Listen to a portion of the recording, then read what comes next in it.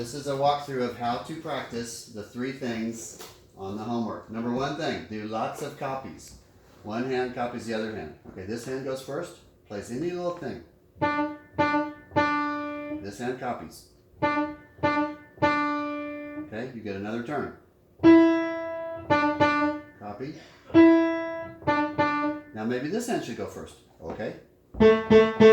Copy. So that's how you do copies, and do lots of them. Next thing is practice pepperoni pizza on middle C. That just means this. Pepperoni pizza. I did it. Pepperoni pizza. I did it. So do it about 5 times and you're done. The next thing is practice the whole song of See Me Play with Count Out Loud. So here it is, page 6. Here's how you play and count it, like this. 1, 2, count and play. 1, 2, 3, 4. 1, 2, 3, 4.